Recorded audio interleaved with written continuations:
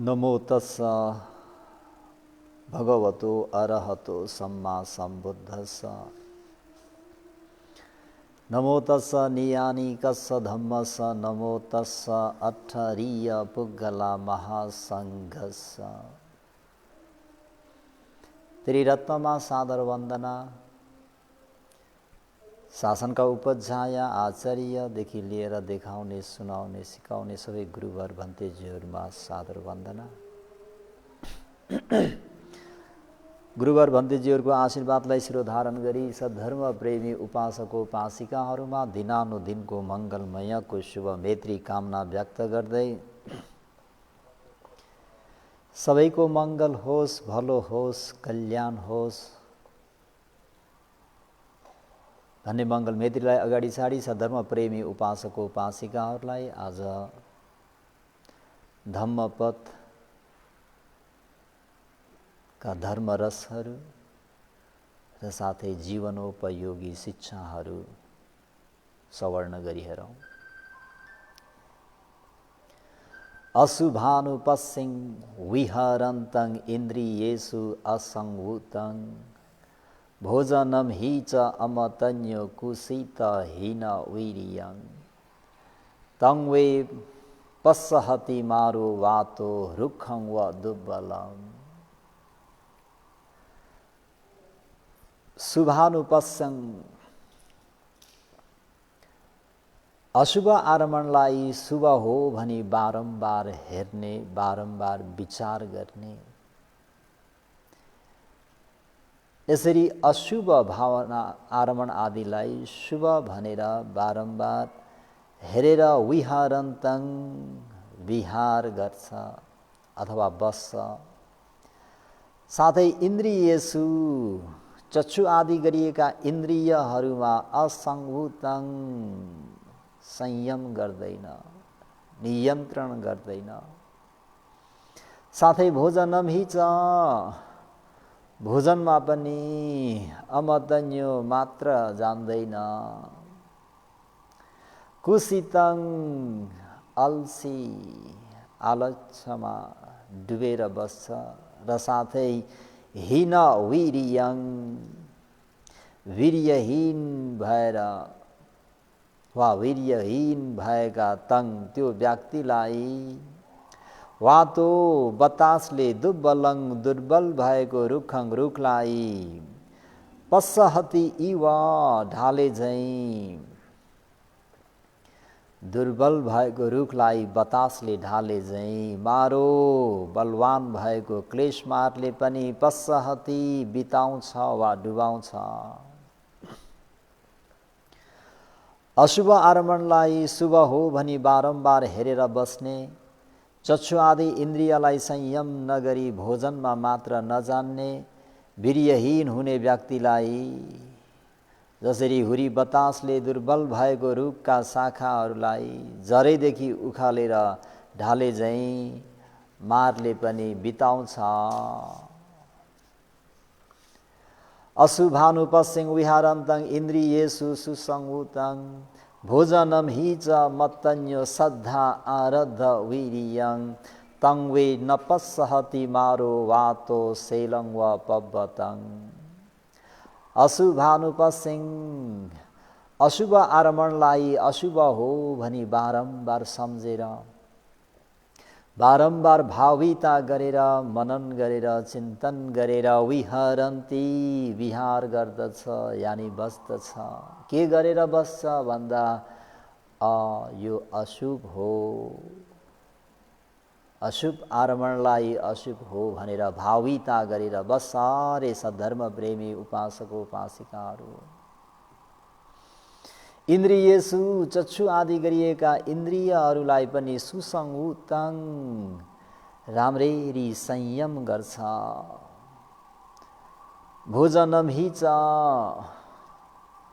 भोजनमा पनि मद्दन्यो मात्र ज्ञान राख्ने हुन्छ।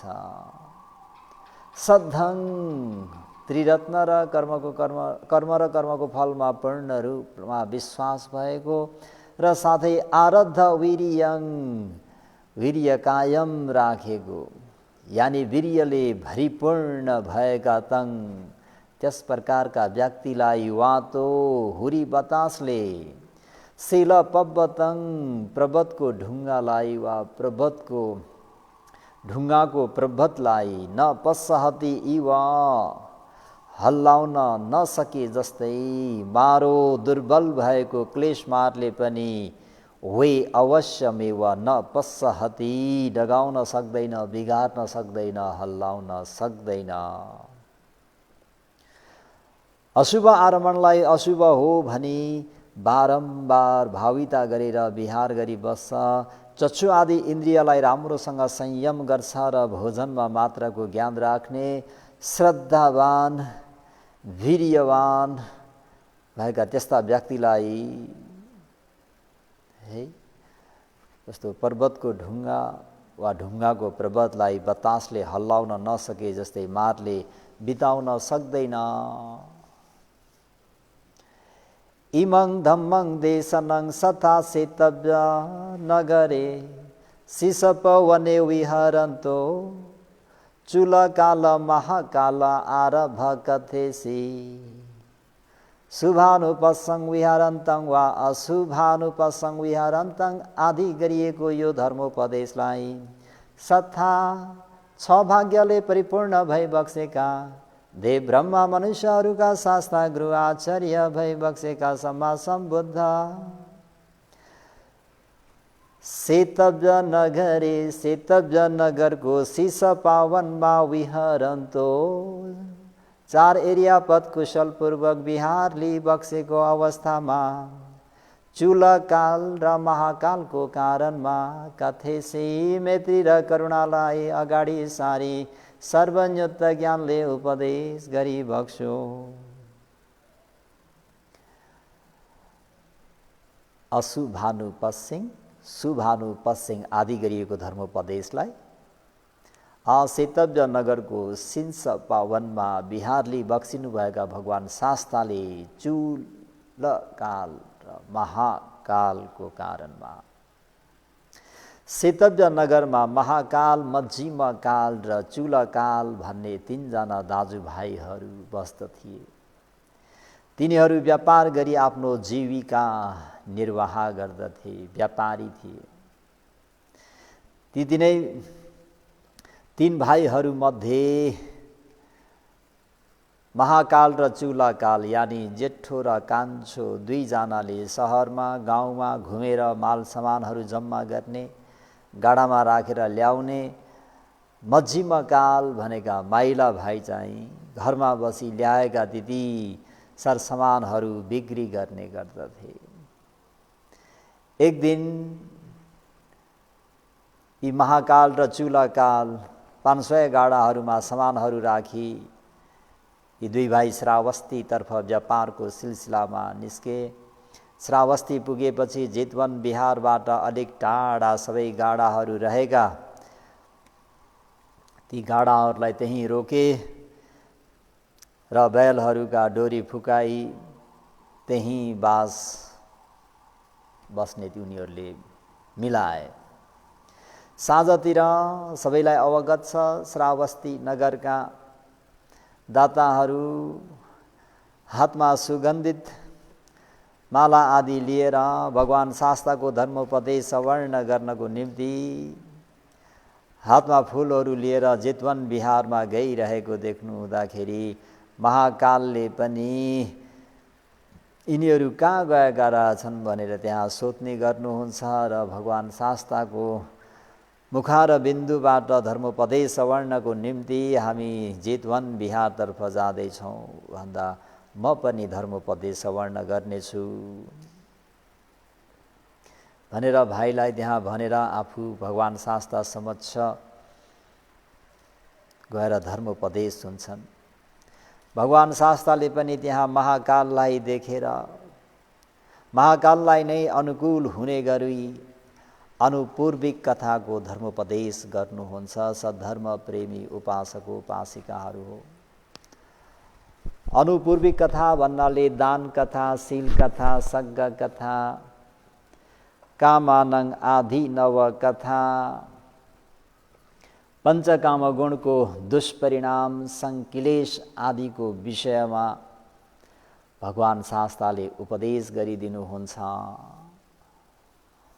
त्यसमध्ये महाकाललाई कसरी सम्वेग जागेर उनी भिक्षु प्रव्रजित हुन्छन् र मार्ग ज्ञान फल ज्ञान गर्नमा कसरी सफल हुन्छन् भन्ने विषयलाई लिएर आज धेरै पटक सुन्नुभयो। भगवान शास्ताले अनुपूर्विक कथा देशना गरी बक्सनुभयो भन्ने कुरा। दान कथा, शील कथा, सज्ञ कथा यति मात्रै सुन्नुभयो। कम्माना आदि नव कथा, पञ्चकाम गुणको दुष्परिणाम आदि नव दोष भनेको के हो भन्ने विषयलाई भगवान शास्ताले मध्यम निकाय महादुःख खण्ड र चूल दुःख खण्डको उपदेश चाहिँ महाकाललाई लक्ष्य गरेर उपदेश गर्नुभएको त्यो उपदेशलाई पहिला सवर्ण गरी हेरौँ। सद्धर्म प्रेमी उपासक उपासिकाहरू हो।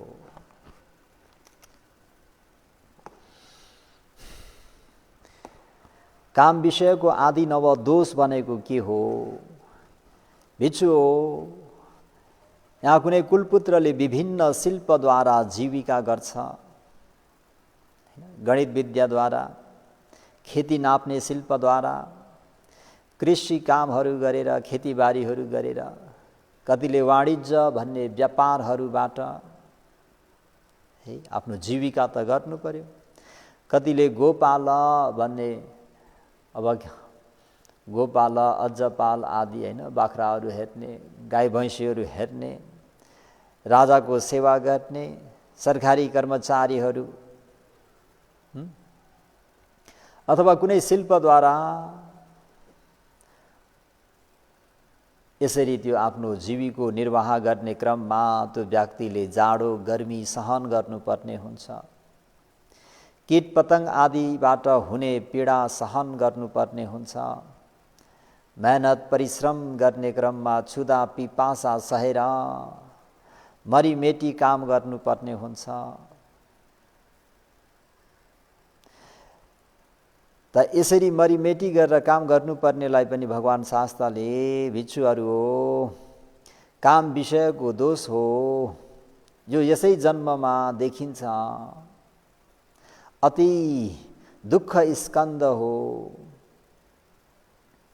यही नै दुःख स्कन्द हो जो कि काम हेतु, काम निधान र काम सम्बन्धले उत्पन्न हुन्छ। हैन, जीविको निर्वाह गर्नको निम्ति कहाँ सजिलो छ।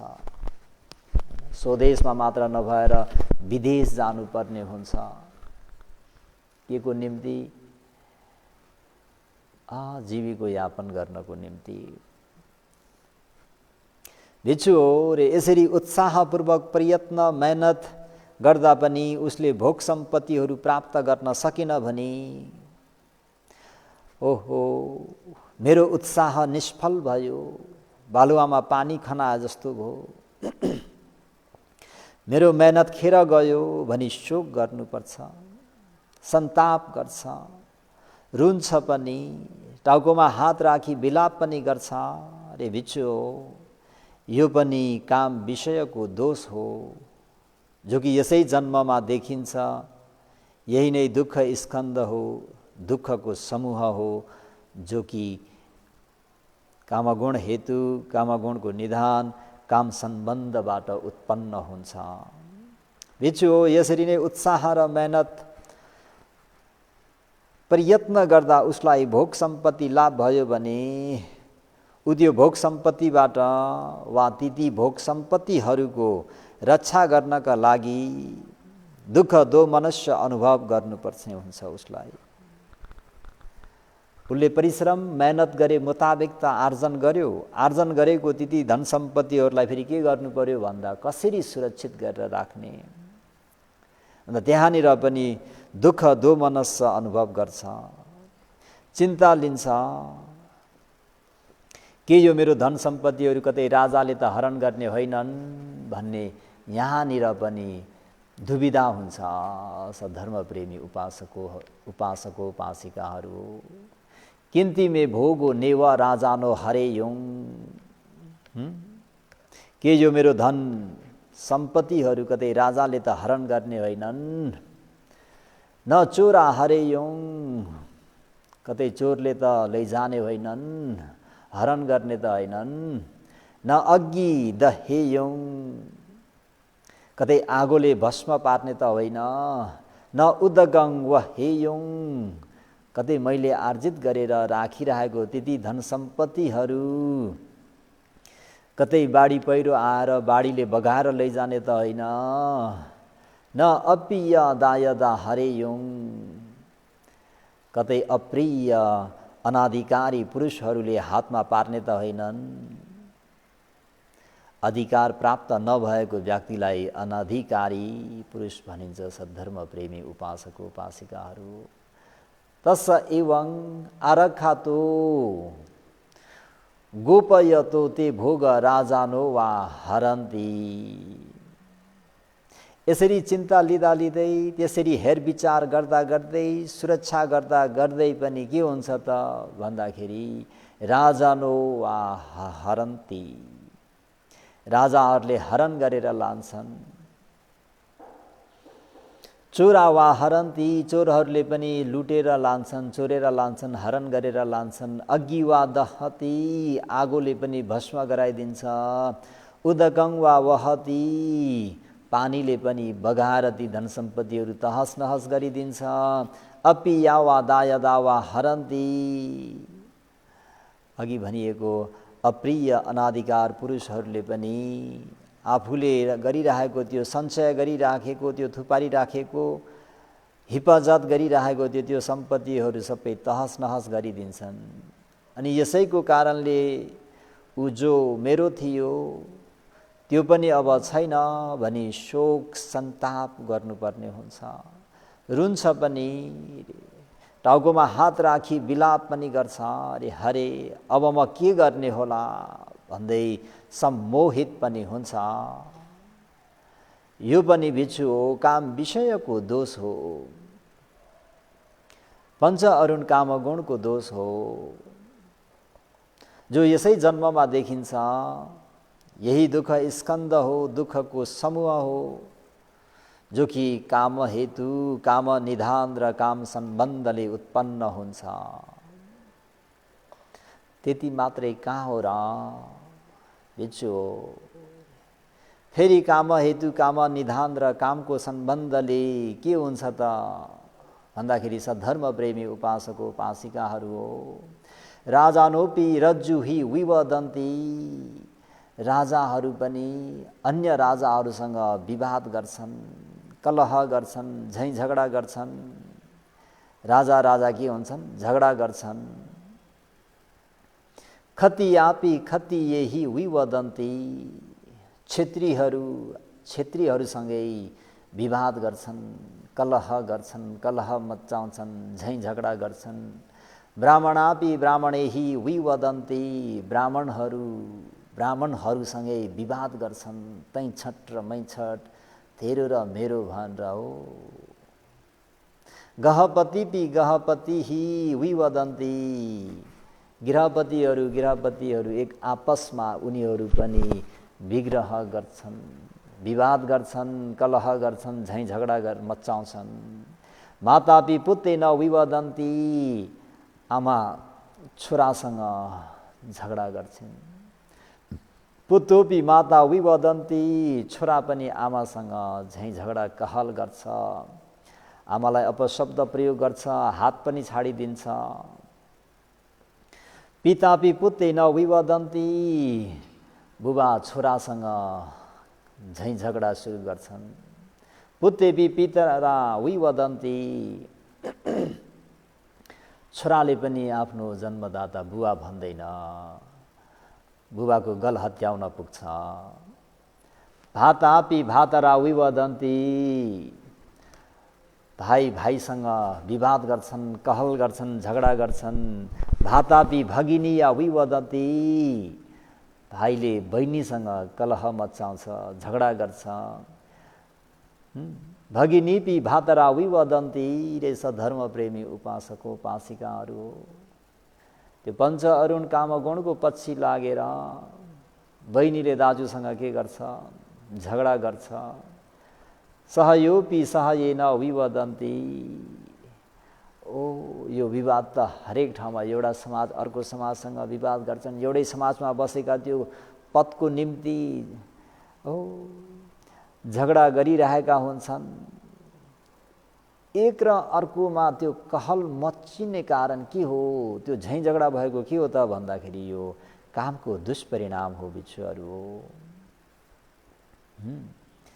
यसरी त्यो कहल मचाउँदा मचाउँदै मचाउँदा मचाउँदै के हुन्छ त भन्दाखेरि मुखले वचनमा मात्रै सीमित रहँदैन अरे, त्यो विग्रह विवाद परस्परमा हात पनि छाड्न थाल्छन्, लठीले चुट्न थाल्छन्, लठीले पिट्न थाल्छन्, शस्त्र चलाउन थाल्छन्। त्यहाँ उनीहरूको मरण पनि हुन्छ अथवा उनीहरू मरण तुल्य दुःखको भोग गर्छन्। बिच्छुओ यो पनि काम विषयकै दोष हो, जो कि यसै जन्ममा देखिन्छ। यही दुःख स्कन्द हो, जो कि काम हेतु, काम निधान र काम सम्बन्धले यो उत्पन्न हुन्छ। भगवान शास्त्रले कम्मानङ आदि नव,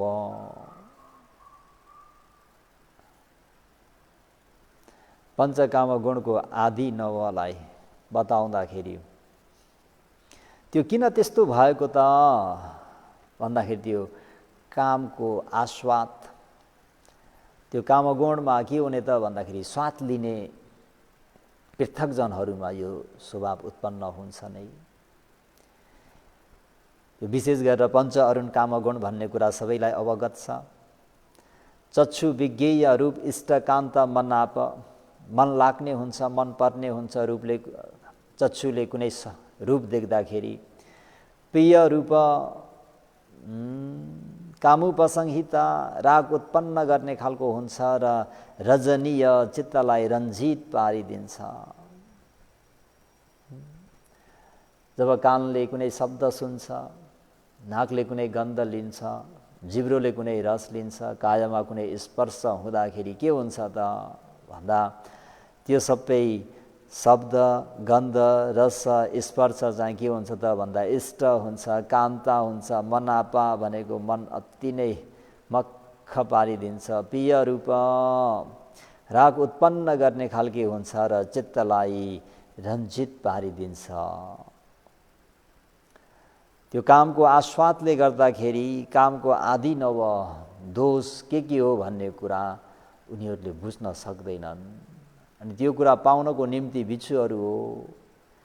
फेरि त्यही काम हेतु, काम निधान र कामको सम्बन्धले ढाल तरवार लिई, धनुष बाण लिई दुवै पक्ष कुनै रणभूमिमा व्यूहमा गई सङ्ग्राममा पनि उनीहरू एक आपसमा तैँछड र मैछड गरेर युद्ध गर्न थाल्छन्।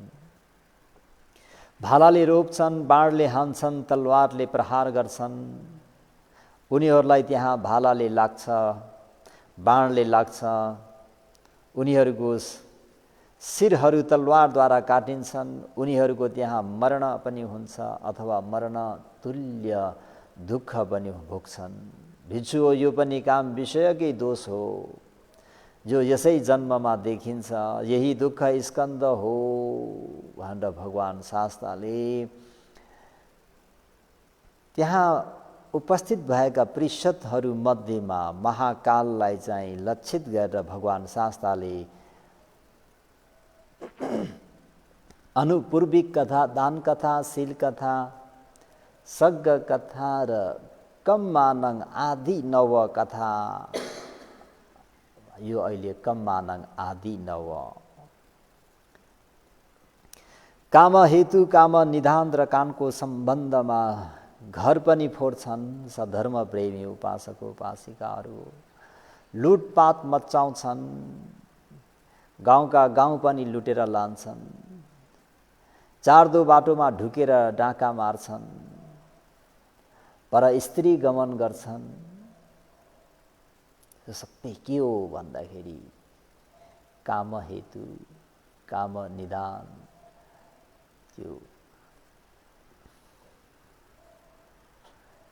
काम सम्बन्धले उत्पन्न हुने। हेर्नुहोस् त, लुटपाट मचाउँछन्, गाउँका गाउँ नै सखाप पारिदिन्छन्, चारदो बाटोमा ढुकेर बस्छन् र पर स्त्री गमन गर्छन्। अनि उनीहरूलाई समाती राजाले विभिन्न प्रकारका सजाय दण्डहरू दिन्छन्। हेर्नुहोस् त, चोरलाई फेरि समातियो भने राजाबाट उनीहरू दण्डित हुन्छन्, महाराजले उनीहरूलाई सजाय दिई बक्सिन्छ। कोराले चुड्छन्, बेतले छडीले पिट्छन्,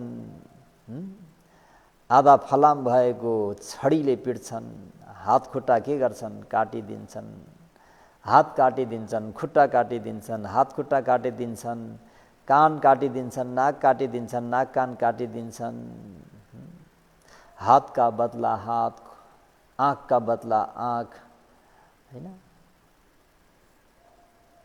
उसले जे गरिदिएको छ फेरि त्यही नै सजायहरू जो कि त्यो डरलाग्दो छ। त यो सबै केबाट हुन्छ त भन्दाखेरि यो कामको दुष्परिणामलाई देख्न नसक्दाखेरि यस्तो कर्म जतिखेर पनि गर्न सकिन्छ, गर्न पुगिन्छ भनेर भगवान् शास्त्रले त्यहाँ उपस्थित भएका परिषदहरूमध्ये विशेष गरेर महाकाललाई लक्षित गरेर भगवान् शास्त्रले यो उपदेश गर्दै हुनुहुन्छ। भुइँमा सुताई कान निकाली ठोकिदिन्छन्, भुइँमा सुताएर किलाले पनि के गरिन्छन्, ठोकिदिन्छन्, हाडहरूलाई भुवा भुवा पारिदिन्छन्, तातो तेल खनाइदिन्छन्, कुकुरलाई खुवाइदिन्छन् र जिउँदै सुलीमा चढाइदिन्छन्, तलवारले शिर छेदन गरिदिन्छन्, उनीहरूको त्यहाँ मरण पनि हुन्छ अथवा उनीहरूको मरण तुल्य दुःख भोग गर्छन्। बिच्छु हो, यो पनि काम विषयकै दोष हो जो यसै जन्ममा देखिन्छ। यो दुःख स्कन्द हो जो कि काम हेतु, काम निधान, काम सम्बन्धमाबाट उत्पन्न हुन्छ। बिच्छु हो फेरि काम हेतु काय दुश्चरित्र गर्छन्, वचनद्वारा दुराचरण गर्छन्, मनद्वारा दुराचार गर्छन्।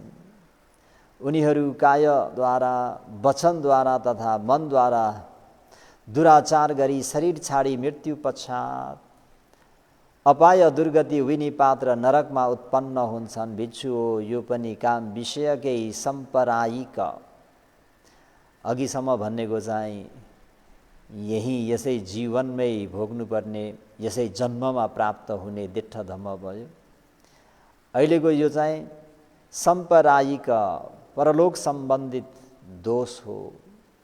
यो दुःख स्कन्द हो जो कि काम हेतु, काम निधान, कामकै सम्बन्धबाट उत्पन्न हुन्छ र उनीहरूले त्यो पञ्च अरुण काम गुणमा भुलेर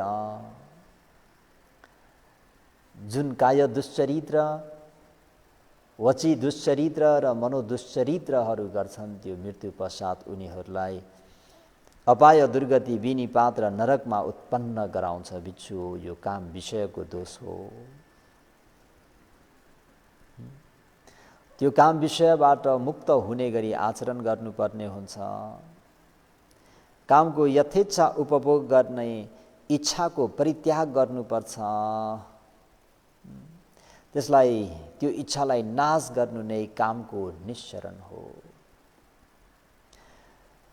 रूपको आस्वाद पनि यस्तै छ। सधर्म प्रेमी उपासक उपासिकाहरू, जस्तो कि उदाहरणको निम्ति 16 वर्षकी तरुणी अग्ली पनि होइन, पुड्की पनि होइन, जात्रै मोटी पनि होइन, दुब्ली पनि होइन, जात्रै गोरी पनि होइन, काली पनि होइन, त्यस्तै कुनै क्षेत्रीय कन्या, ब्राह्मण कन्या, गृहपति कन्या, गृहस्थ कन्या, जुनसुकै कन्या पनि के हो त भन्दा ती कन्या हुन्छन्। त्यस्ता बिच्छु हो के त्यस बेला उसको रूप राम्रो हुन्छ भन्दा बिच्छुहरूले हुन्छ। भगवान् शास्त्र बिच्छु यी राम्री तरुणीको सौन्दर्यलाई लिएर मानिसहरूलाई जुन सुख सोमनस्य प्रसन्नता उत्पन्न हुन्छ त्यसलाई रूपको आस्वाद भनिन्छ। त मान्छेहरू त्यो रूपलाई हेरेर नै मक्ख परिरहेका हुन्छन् म तिमी बिना मरिहाल्छु भन्ने पनि हुन्छन्। त्यो सबै त्यसमा तान्निरहेका हुन्छन्। किन त भन्दाखेरि त्यो रूपको आदि नवलाई, दोषलाई, कसुरलाई देख्न नसक्दाखेरि मानिसहरू त्यसरी तान्निरहेका हुन्छन्। रूपको आदि नव भनेको कस्तो हो त भन्दाखेरि रे भगवान् शास्त्रले देखाउे मेरा प्यारा छोरा बिच्छुहरू, यहाँ ती राम्री तरुणी पछि के हुन्छ त भन्दाखेरि ऊ 80, 90, 100 वर्षकी हुने बेलामा उसको जुन जिउ हो जीर्ण हुन्छ, उकुप्री परेकी हुन्छे, लौरो टेकेर हिँड्छे, लक लक लक लक लक कामेकी हुन्छे, रोगग्रस्त हुन्छे, यौवन पार गरिसकेकी हुन्छे, यसको कपाल सबै फुलिसकेका हुन्छन् र साथै कपालहरू खसिसकेका हुन्छन्, दाँतहरू झरेर थोती भएकी हुन्छे, जिउभरि छाला चाउरिएकी हुन्छे र कालो पोतोले भरिएकी हुन्छे। भिक्षु हो, तिमीहरू के सोच्छौ? यही होइन त्यस रूपको आखिरी परिणाम, अन्तिम परिणाम, जो उसको उहिलेको सौन्दर्य मूलत समाप्त हुँदै आउँदाको भन्दा हो भन्थे। भिक्षु हो, यही हो रूपको आदि नव। भिक्षु हो, त्यसलाई देख्न नसक्दाखेरि त्यही 16 वर्ष 18 वर्षको रूपलाई मात्रै सम्झिँदाखेरि त्यसैमा मक्ख परिरहेका हुन्छन्। तर त्यो रूप एक दिन विपरिणाम भएर त्यो अहिले जुन भनिएको 80, 70, 75, 80, 85, 90 वर्षका बुढाहरूलाई, बुढीहरूलाई हेर्दाखेरि चाल पाइन्छ। भिक्षु हो, यही हो रूपको आदि नव। भिक्षु हो, फेरि ती अथवा कुनै नारी अथवा कुनै पुरुष रोगग्रस्त, दुखी र आफ्नै मलमूत्रमा लटपटिरहेको अवस्थामा अरूको आडमा, अरूको सहाराले बसालिदिनु पर्ने हुन्छ। त्यो देख्यौ भने भिक्षु हो, तिमीहरू के सोच्छौ? जो कि रोगले ग्रस्त भएको कुनै पुरुष वा कुनै नारी आफ्नै मलमूत्रमा लटपटिरहेका छन्, उठ्नको निम्ति कसैले सहारा दिनुपर्ने हुन्छ, उसलाई बसाउनको निम्ति कसैले उठाइदिएर बसाइदिनु पर्ने हुन्छ। त्यो दृश्य देख्यौ भने तिमीहरू के सोच्छौ? उहिले अत्यन्त राम्री तरुणी वा तरुण रूप अब विनष्ट भएको दोष, दुष्परिणाम देखिँदैछ होइन त भन्दा आमा भन्थे, हो भन्थे भगवान्। भिक्षु हो, यही नै त्यस रूपको दुष्परिणाम आदि नव दोष हो। भिक्षु हो, फेरि त्यस पुरुष वा त्यस नारी मृत्यु भयो, लास मसानमा राखेको 1 दिनको लास, 2 दिन त्यसै छाडियो, 3 दिन छाडियो, अनि के हुन्छ त भन्दा लास फुलेर आएको, निलम्मे भएको, पिप जमेको, कुहेको देख्यौ भने तिमी के सोच्छौ? भिक्षुहरू हो, त्यतिखेर के सोच्छौ? उहिले अत्यन्त राम्री तरुणीको रूप अब नष्ट भइसक्यो, दोष देखिँदैछ होइन त? त्यो रूपको दुष्परिणाम देखिँदैछ होइन त भन्दा हो भन्थे भगवान्। यो रूपको अन्तिम सत्य के त भन्दा मृत्यु। 1, 2, 3 दिनसम्म त्यो लासलाई राख्यो भने फुलेर आउँछ, निलम्मे हुन्छ, पिप जमेको हुन्छ अनि दुर्गन्धयुक्त भएको हुन्छ। उहिले अत्यन्त राम्रो रूप अब के भयो? नष्ट भइसक्यो भनेर त्यसको भल्ला आदि नव कसुरलाई, दोषलाई देख्दछौँ होइन त भन्दा हो रे। भिक्षु हो, यही नै त्यस रूपको दुष्परिणाम हो, आदि नव हो। कम्मानङ आदि नव कथा यो केवल तथागतहरूको विषय,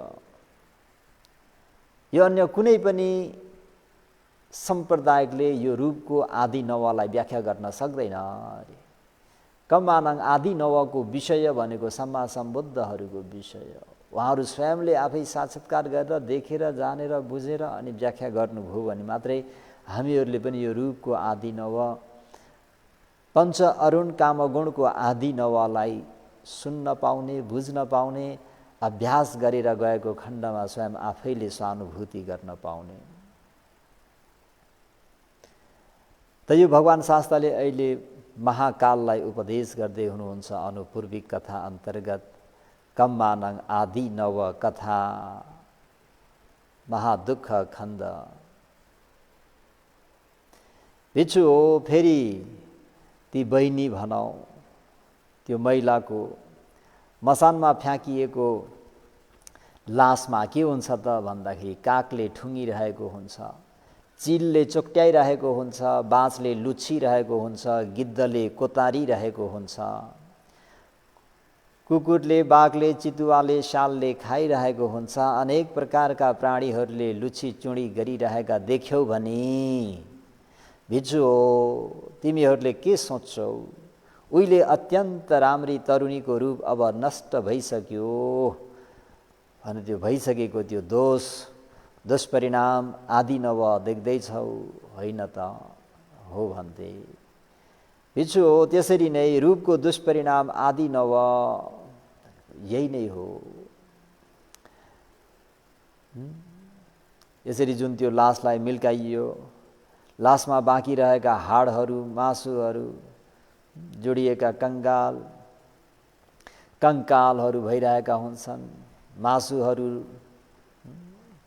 अनि त्यो लास के हुन्छ, बिस्तारै त्यहाँ फालियो भने मासु नभएको हुन्छ, हाडमा अलि लगत रहेको हुन्छ, विभिन्न त्यसको त्यो आदि नव त्यो रूपलाई अन्तिम अवस्थासम्म हेर्दै जाने हो भने यो रूपको आदि नव दोष कसुरलाई स्पष्ट रूपमा देख्न सकिन्छ।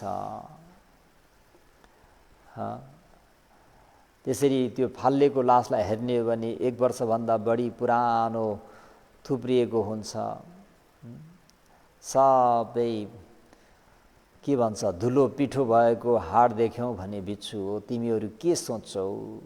उहिले अत्यन्त राम्री तरुणी अथवा राम्रो तन्नेरीको रूप अब के भयो, नष्ट भइसक्यो भने त्यसको दुष्परिणाम देखिन्छ होइन त भन्दा हो भन्थे भगवान।